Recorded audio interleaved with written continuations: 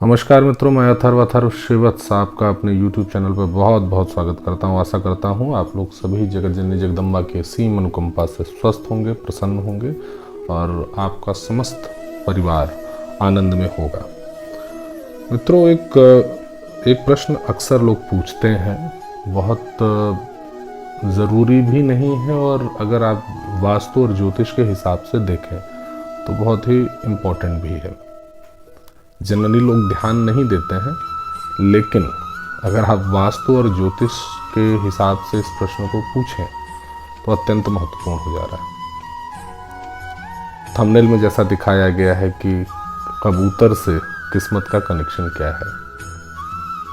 आखिर जो वास्तु है और ज्योतिष है, वो ये जो कबूतर बार बार घर में आ रहे हैं या उनका घोंसला बन रहा है, या कुछ लोग शौकिया अपने घर में कबूतरों को रखते हैं, तो इसके ऊपर जो वास्तुशास्त्र है और ज्योतिष शास्त्र है वो क्या कहता है। तो मित्रों, मैं आपको बता दूं, कबूतर ना, शास्त्रों में इसका उल्लेख है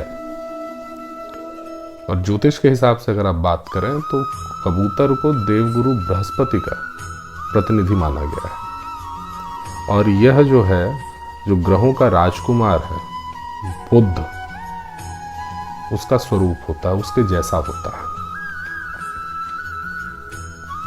आपकी कुंडली में अगर बृहस्पति कमजोर है, पीड़ित है या अस्त हो चुका है और आप यदि कबूतर को बंधन से मुक्त करते हैं, जैसे आप बाजार में जाइए तो पिंजरे में रख के लोग बेचते हैं, अगर आप उसको छोड़ दें, खुले आकाश में छोड़ दें, तो आपका बृहस्पति शुभ प्रभाव देना आरंभ कर देता है।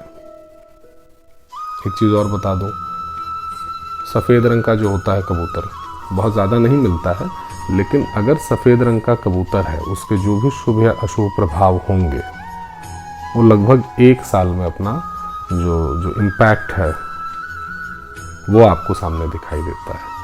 चितकबरे जो कबूतर होते हैं उनका लगभग 6 महीने का है, शुभ अशुभ जो भी प्रभाव होगा वो 6 महीने में आपको दिखेगा। लेकिन जो जंगली कबूतर होते हैं, जो धुएं जैसे हल्के, मतलब आप समझ लीजिए ग्रे कलर के जो होते हैं कबूतर ना, उनका प्रभाव तत्काल दिखता है बहुत ही। और अगर आप बात करें, वैसे तो हमारा जो सनातन धर्म है, इसमें कहा भी गया है, सर्वे भवन्तु सुखिनः, सभी सुखी रहें। सभी जीव में, जितनी भी जीवात्मा है, उसमें ईश्वर का वास होता है, ईश्वर के रूप में ही इसको देखा जाता है। तो वैसे भी कोई भी पक्षी हो, उसको दाना देना, पानी पिलाना पुण्य का काम है और इसका आपको शुभ प्रभाव अवश्य मिलता है। लेकिन कबूतर एक ऐसा जीव है जो प्रत्यक्ष रूप से आपके जीवन पर प्रभाव छोड़ता है। कबूतरों के बारे में एक बात और जान लीजिए, कबूतर वहीं रहेंगे जहां पे इनको भोजन इत्यादि की उपलब्धता होती रहे। बड़ी बड़ी मल्टी स्टोरी बिल्डिंग्स हैं, वहां कबूतर रहते हैं, मनुष्यों के आसपास ही रहते हैं। और कबूतर एक ऐसा पक्षी है, अगर आप देखें उसके जीवन पे आप थोड़ा सा अध्ययन करना आरंभ करें तो आप देखेंगे कि ये अपने परिवार और अपने समुदाय के लिए बड़ा समर्पित होते हैं। झुंड में रहते हैं, हमेशा जोड़े में रहेंगे और ये अपने अंडे और बच्चों के लिए पॉजिटिव बहुत होते हैं। अब ये जो बात है इसको आगे लेके चलते हैं।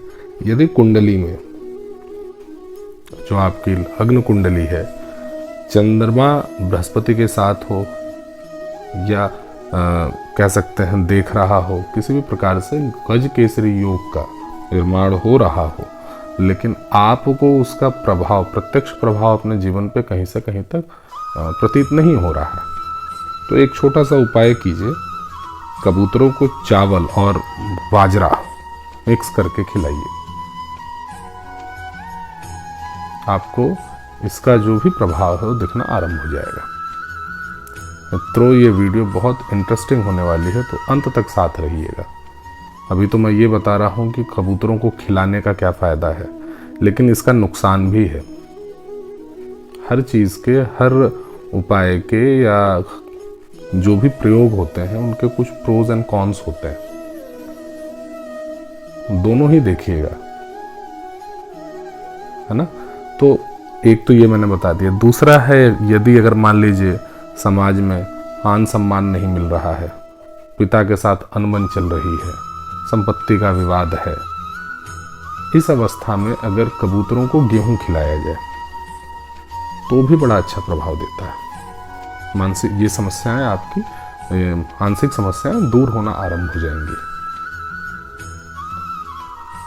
यदि कुंडली में शुक्र ग्रह प्रभावित है, पीड़ित है या अशुभ प्रभाव छोड़ रहा है, परिवार में कलह की स्थिति बनी हुई है, पति और पत्नी में अनबन चल रही हो, संतान उत्पत्ति नहीं हो रही है, यदि इस अवस्था में कबूतरों को चावल खिलाया जाए तो जो शुक्र ग्रह है वो भी मजबूत होता है और पारिवारिक में जो पारिवारिक स्नेह है वो बढ़ता है।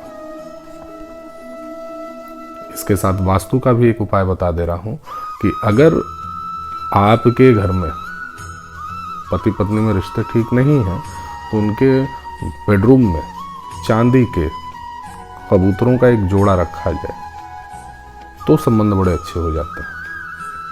आपका ड्राइंग रूम अगर वास्तु के हिसाब से है तो आपका जो ये पश्चिम और उत्तर का जो कॉर्नर होगा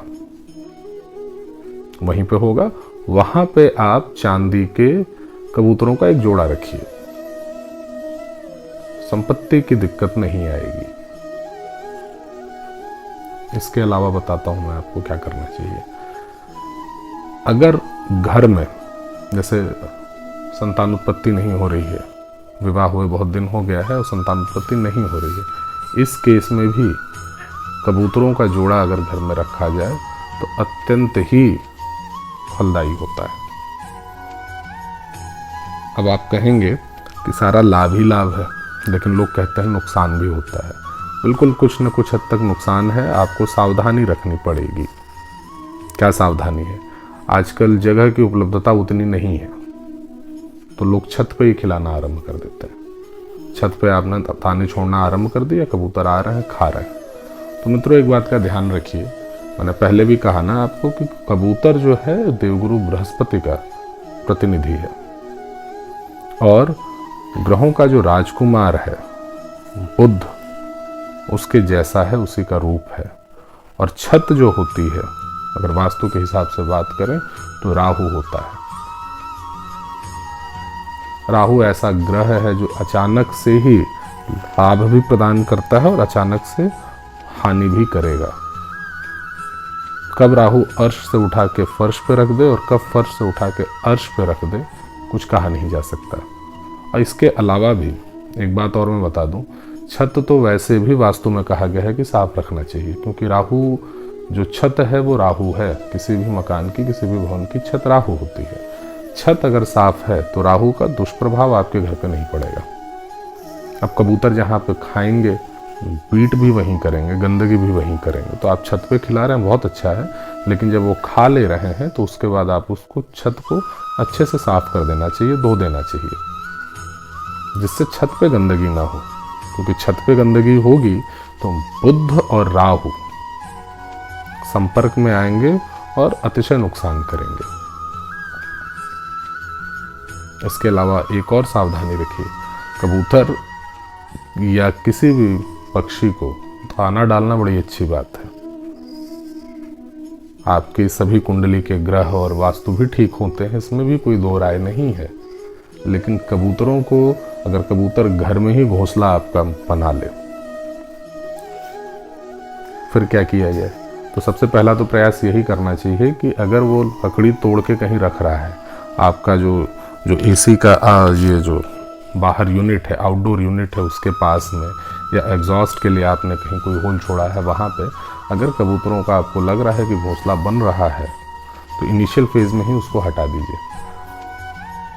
अगर नहीं हटाएंगे, कबूतर वहाँ रहने लगे तो इससे घर में धन की आवक रुकती है। दूसरी बात, जो कबूतर जहाँ रहेंगे वो एक आवाज़ निकालते हैं अपने मुंह से, कुहुक कुहुक की आवाज़ निकलती है। वो आवाज़ जहाँ तक जाती है वहाँ रोग और ऋण दोनों का ही प्रभाव हो जाता है। तो प्रयास तो यही करना चाहिए कि घर में कबूतरों का घोंसला ना बने। हमारे ग्रामीण अंचल में कहा जाता है कि कबूतर जहाँ रहने लगे वो घर उजाड़ हो जाता है। कबूतर अक्सर आपने देखा होगा खंडहरों में रहते हैं, जहाँ कोई नहीं रहता। हाँ, जहाँ मनुष्य की बस्ती होगी उसके आसपास रहेंगे, लेकिन खंडहरों में रहेंगे। जहाँ रहते हैं उस जगह को उजाड़ कर देते हैं। तो गांव में तो लोग इस बात का ध्यान रखते हैं कि उनके घर में कबूतरों का घोंसला ना बने। लेकिन अगर घोंसला बन गया तो पहले तो आप देख लीजिए उसमें अंडे ना हो, और यदि अंडे हैं तो अब आपका जो भी नुकसान हो उसको सहिए, और उसमें से जब तक चूजे बाहर निकल के थोड़ा से मजबूत होके जब तक उड़ने लायक नहीं हो जाते हैं, वहाँ से जाने लायक नहीं हो जाते हैं, कृपा करके उनको ना हटाइए। क्योंकि मैंने पहले भी कहा ना आपसे, ये कबूतर अपने परिवार के लिए बड़े समर्पित होते हैं, अपने बच्चों के लिए बड़े समर्पित होते हैं। अगर उनके अंडे टूटेंगे या उनके बच्चों को नुकसान होगा तो आह तो निकलेगी ही,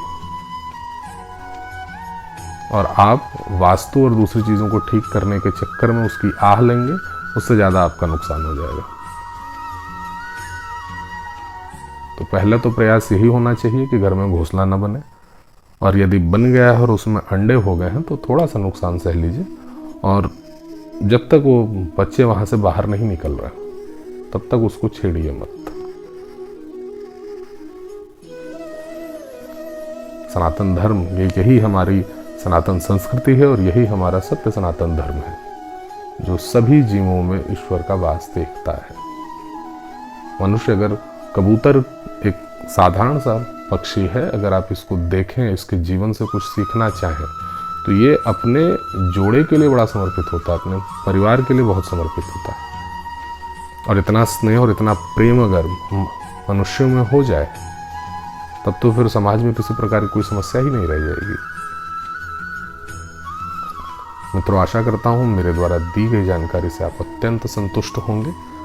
अगर आपको ये जानकारी थोड़ा सा भी अच्छी लगी हो, थोड़ा सा भी आपको लगा हो कि इससे आपको कुछ वैल्यूएबल कंटेंट मिला है आपको, तो करबद्ध प्रार्थना है इस वीडियो को लाइक जरूर कीजिए।